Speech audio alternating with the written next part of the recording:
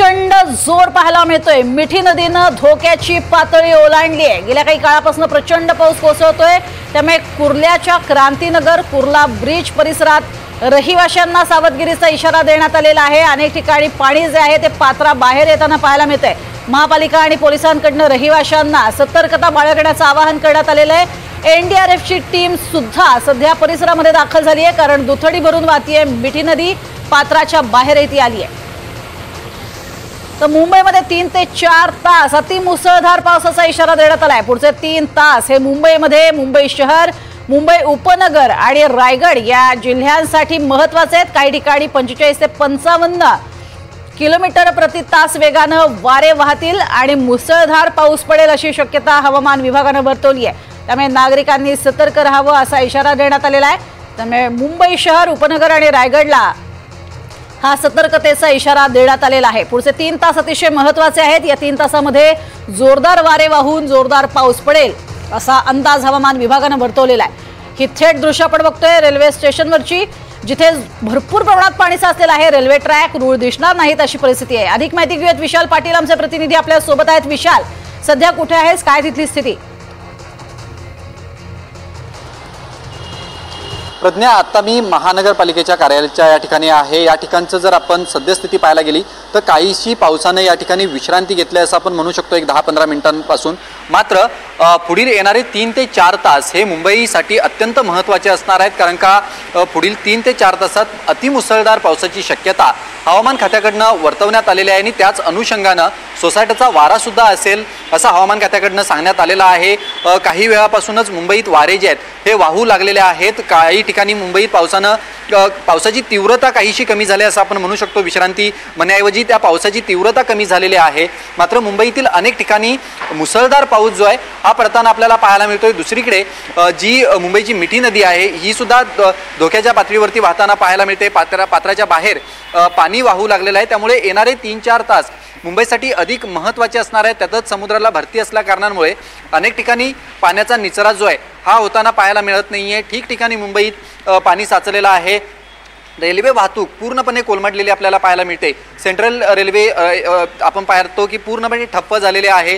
मुंबईची लाईफलाईन म्हणून लोकलला ओळखलं जातं, मात्र गेल्या काही तासांपासून ही लाईफलाईन सुद्धा जी आहे ही ठप्प झालेली आपल्याला पाहायला मिळते। थेट रस्ते वाहतुकीवरती या पावसाचा परिणाम झालेला आहे आणि त्याच्यातच पुढील 3 ते 4 तास जर अतिमुसळधार पाऊस झाला तर मात्र मुंबईत वेगळं चित्र जे आहे हे आपल्याला पाहायला मिळू शकतं। कारण का ज्या पद्धतीनं 26 जुलैला पाऊस पडला होता त्याच तुलनेत पाऊस जो आहे हा पडताना पाहायला मिळतोय आणि जर पुढील 3 ते 4 तास अशाच पद्धतीनं पाऊस पडला तर मात्र अनेक ठिकाणी पावसाचं पाणी जे आहे हे साचू शकतं आणि काही नागरिकांना सुद्धा स्थलांतर जे आहे हे करावं लागू शकतं। नक्कीच, तुर्तास धन्यवाद या संपूर्ण माहितीसाठी। तर आपण बघतोय जोरदार पावसाचा इशारा आणि आता थेट बीकेसीतनं जाणार आहोत। अनुज रायते आमचे प्रतिनिधी आपल्या सोबत आहेत। अनुज, नेमके कुठे आहात, काय तिथली स्थिती?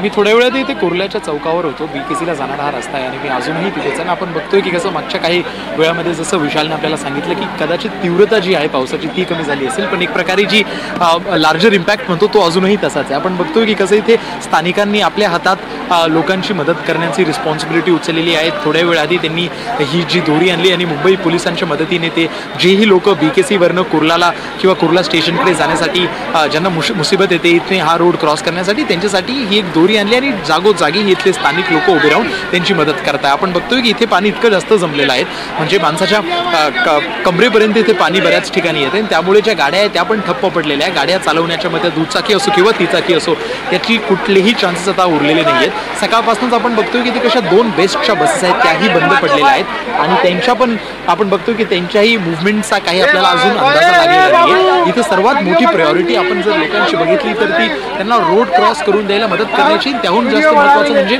इथे बरेच सारे मॅनहोल्स आहेत जे की ओपन आहेत आणि ते ओपन असल्यामुळे एक प्रकारचा धोका ते निर्माण करतात, खास करून त्या लोकांसाठी ज्यांना ह्या एरियाच्या जॉग्रफीबद्दल जास्त माहिती नाही। त्यामुळेच इथल्या ज्या स्थानिकांची जी जिम्मेदारी आहे ती वाढून जाते। आता मी तुम्हाला हे दाखवू इच्छितो की त्या बाजूला आपण आता सध्या तो लोअर लाईंग एरियामध्ये उभे, पण आपण जर आपण स्क्रीनच्या डेप्थमध्ये बघितलं तर तिकडे बरेच प्रमाणामध्ये ट्रॅफिक जॅम आपल्याला दिसायला भेटतो आणि तसाच उलट्या बाजूला बीकेसी येतं, तिथेही बऱ्याच प्रमाणात ट्रॅफिक जॅम बघायला मिळतोय। कारण हा जो मधला चौरा आहे ज्याबद्दल मी तुम्हाला सांगतोय आणि जिथे आपण सध्या उभे आहोत हा पूर्ण पूर्णपणे पाण्याने ठप्प झालेला असून याच्या दोन्ही बाजूची जी ट्रॅफिक मुवमेंट आहे ती पूर्णपणे बंद झालेली आहे आणि त्यामुळे आपण बघतो की मागच्या 2 ते 3 तासापासून इथे कोणत्याही प्रकारची मुवमेंट होणं एक प्रकारे अशक्य राहिलेलं आहे। जसं विशाल आपल्याला सांगत होता की पुढचे 2 किंवा 3 तास जास्तच महत्त्वाचे राहणार आहे, कारण हाय टाईड जी येऊन गेली त्याचा इम्पॅक्ट आपण अजूनही बघतोय की हे पाणी जे एक युज्युअल कंडिशनमध्ये निथरून गेलं असतं, जास्त वेळ लागला नसता, पण कारण पावसाची इंटेन्सिटी कमी जास्त होती आणि त्याहून जास्त महत्त्वाचं कारण हाय टाईड सध्या ॲक्शनमध्ये आहे, त्यामुळे हे पाणी निथरून जाण्यासाठी तितकी मदत होत नाही जितकी युज्युअली झाली असेल। पण सध्या जसं मी आधी तुम्हाला सांगितलं की इथे जे मुंबई पोलीस आणि काही BMCचे कर्मचारी, खास करून इथले जे स्थानिक लोक इथे जे प्रेझेंट आहेत त्यांची प्रायोरिटी आहेत की इथून हा रस्ता घेऊन जे लोक दुसऱ्या जागेवर जाण्याचा प्रयत्न करतील ते सुखरूप आपल्या डेस्टिनेशनवर पोहोचतील। नक्कीच अनुज, तुर्तास धन्यवाद या माहितीसाठी। तर आपण बघतोय प्रचंड मोठ्या प्रमाणात कुर्ल्यामध्ये सुद्धा पाणी साचलेलं आहे। मुख्य जो भाग आहे मुंबईतला अशा ठिकाणी पाणी साचले, तर कुर्ल्यामधलीच क्रांतीनगर या भागातली ही दृश्य आपण बघतोय। या भागामध्ये बचाव कार्याला सुरुवात झालेली आहे। लहानग्यांना इथून बाहेर काढलं जात आहे आणि जे स्थानिक आहेत त्या स्थानिकांना बाहेर काढलं जाते, कारण मोठ्या प्रमाणात इथे पाणी साचायला सुरुवात झालेली आहे। पाणी कमरेच्या वर गेलेलं आहे आणि घराघरात पाणी शिरायला सुरुवात झालेली आहे। आपण बघतोय मिठी नदीचं पाणी जे आहे ते पाणी आता आसपासच्या वस्त्यांमध्ये शिरायला सुरुवात झालेली आहे। घरं पाण्याखाली बुडली आहेत आणि ही मिठी नदीची आपण दृश्य बघतोय। मिठी नदी अक्षरशः खळाळून वाहू लागलेली आहे, पाण्याचा जोर कायम आहे आणि नदी आता पात्राच्या बाहेर सुद्धा आलेली आहे। अधिक माहिती घेणार आहोत आणि सध्या दादर मधली काय स्थिती आहे तीही जाणून घेणार आहोत। जुई जाधव आमची प्रतिनिधी आपल्या सोबत आहे। जुई, काय सध्याची दादर मधली परिस्थिती? अगदीच प्रज्ञा, मुंबईची लाईफलाईन मानली जाणारी लोकल ही आता ठप्प झाली आहे, कारण का मुंबईमध्ये पहाटेपासूनच मुसळधार पाऊस पडतोय। अर्धा पाऊण तास आधी ही लाईफलाईन मुंबईची सुरू होती, मात्र तीही धीम्या गतीने, परंतु आता ही लाईफलाईन पूर्णपणेच ठप्प झाली आहे। मध्य रेल्वे वाहतुकीवरच्या दोन्ही मार्गावरील गाड्या म्हणजे धीम्या मार्गावरील गाड्या आणि जलद मार्गावरील गाड्या ह्या बंद झाल्या आहेत। मात्र सुदैवाने पश्चिम रेल्वे सुरू आहे, जरी उशिराने सुरू असली तरी पश्चिम रेल्वे सुरू आहे। दहिसरच्या पुढे पश्चिम रेल्वे देखील एकदम धीम्या गतीने जवळपास ठप्प झाल्यासारखीच सुरू आहे। मात्र हे आपण पाहतोय की रेल्वे रुळावर पाणी साचलं आहे। रेल्वेचा रूळ आपण आता सध्या वर उभे आहोत म्हणून दिसतोय हा जो ट्रॅक, मात्र जो ट्रेनचा चालक आहे त्याला हे ट्रॅक दिसत नसल्यामुळे गाडी पुढेच जाऊ शकत नाही। रेल्वे प्रशासनाकडून शर्थीचे प्रयत्न सुरू आहेत त्यांचे की हे जे पाणी आहे त्या पाण्याचा निचरा व्हावा यासाठी, मात्र आजूबाजूला जे प्लॅस्टिक आहे ते प्लॅस्टिक काढण्याचं काम बाजूला त्यांच्याकडून सुरू केलं जात आहे आणि भरती असल्यामुळे, भरतीची वेळ असल्यामुळे हे जे पाणी आहे ते कुठेतरी ओसरण्यामध्ये एक त्रास होत आहे। जरी ते सगळे कर्मचारी शर्थीचे प्रयत्न करत आहेत तरी देखील वरून पडणारा पाऊस आणि त्यामध्ये भरतीचं पाणी आणि त्यामुळे ड्रेनेज सिस्टमवरून येणारं पाणी या सगळ्यामुळे या पाण्याचा निचरा होणं कठीण आहे। दादरला ही कर्जत फास्ट उभी आहे, त्याच्या मागे देखील छत्रपती शिवाजी महाराज टर्मिनसपर्यंत ज्या गाड्या आहेत त्या सगळ्या लाईनमध्ये ठप्प झाल्या आहेत, त्यामुळे नागरिकांना निश्चितच त्रास सहन करावा लागणार आहे। मुंबईमध्ये पुढचे काही तास अत्यंत महत्त्वाचे आहेत। पुढच्या काही तासांमध्ये हा पाऊस असाच सुरू राहणार असल्याचा अंदाज देखील हवामान विभागाने दर्शवला आहे।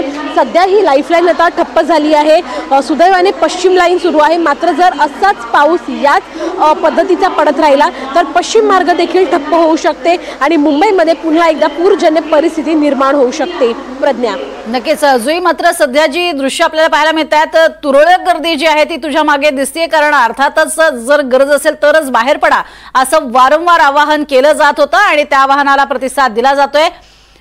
तुर्तास धन्यवाद या संपूर्ण माहितीसाठी। आणि आता थेट जातोय उपमुख्यमंत्री एकनाथ शिंदे हे पाहणीसाठी पोहोचलेले आहेत। उपमुख्यमंत्री एकनाथ शिंदे हे सध्या पाहणी करण्यासाठी दाखल झालेले आहेत आणि ज्या ठिकाणी पाणी साचलेलं आहे, मिठी नदीच्या ज्या परिसरामध्ये पाणी साचलेलं आहे त्या ठिकाणची पाहणी करण्यासाठी हे उपमुख्यमंत्री सध्या दाखल झालेले आहेत। एकनाथ शिंदे यांच्याकडनं पाहणी केली जाते। घराघरामध्ये पाणी शिरायला आता सुरुवात झालेली आहे। बैठी घरं आहेत त्या ठिकाणी पाणी शिरतंय आणि त्या ठिकाणी स्थलांतर जे आहे ते सुद्धा सुरू करण्यात आले आहे।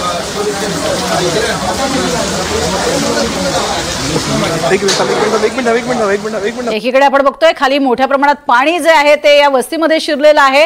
गुडघाभर पाणी हे या वस्तीमध्ये आहे, काही ठिकाणी जास्त पाणी सुद्धा शिरलेलं आहे आणि याच भागातली पाहणी करतायत। यासाठी उपमुख्यमंत्री एकनाथ शिंदे हे पोहोचलेले आहेत अतिशय चिंचोळ्या गल्ल्या आहेत। या भागातली पाहणी करण्यासाठी स्वतः एकनाथ शिंदे दाखल झाले। ठिकठिकाणी पाणी साचलेलं आहे, कारण अर्थातच मिठी नदी ही पात्राच्या बाहेर गेलेली आहे आणि हा संपूर्ण मिठी नदीच्या आसपासचा परिसर आहे, ज्या ठिकाणी लहान लहान वस्त्या आहेत, काही ठिकाणी झोपडपट्ट्या आहेत, तर काही ठिकाणी बैठ्या चाळी आहेत। अशा ठिकाणी पाहणी करण्यासाठी उपमुख्यमंत्री हे पोहोचलेले आहेत आणि या भागातली पाहणी करतायत। अनेकांचं स्थलांतर आतापर्यंत करण्यात आलेलं आहे। साधारणपणे 200च्या वर नागरिकांचं स्थलांतर करण्यात आलेलं आहे, अशी माहिती सध्या प्राथमिक पातळीवरती मिळतेय। आणि याच भागातली पाहणी करण्यासाठी उपमुख्यमंत्री एकनाथ शिंदे हे पोहोचलेले आहेत। थेट पाहणी करतायत। ज्या ज्या भागामध्ये पाणी गेलेलं आहे, शिरलेलं आहे, अशा लोकांची व्यवस्था केली जाते। आता तर जवळच्या जिल्हा परिषदेच्या शाळांमधून आणि आसपासच्या भागात जिथे मोकळ्या जागा आहेत अशा ठिकाणी त्यांची राहण्याची खाण्याची व्यवस्थाही केली जाते। इथल्या स्थानिक प्रशासनाच्या अधिकाऱ्यांना सुद्धा ते काही सूचना करतायत। या सूचनांच्या माध्यमातून ते माहिती देत आहेत। कुठे कुठे किती पाणी साचलेलं आहे याचा आढावा त्यांनी घेतलेला आहे आणि या भागात ते स्वतः पाहणी करण्यासाठी पोहोचलेले आहेत।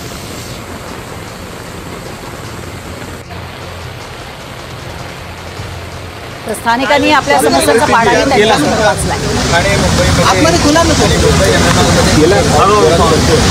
त्यामुळे अनेक ठिकाणी सकल भागामध्ये पाणी साचले। भांजेवाडी आपली मोपाडा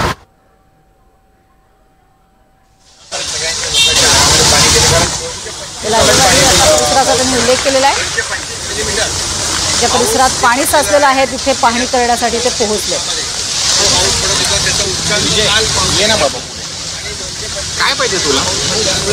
या ठिकाणी बऱ्याच ठिकाणी जवळपास 11 लोकेशनमध्ये पाणी साचलं, परंतु महापालिका आयुक्त स्वतः त्यांचे अधिकारी फिरलेले आहेत आणि त्यांनी त्या ठिकाणी त्या लोकेशनला पंप लावलेले आहेत आणि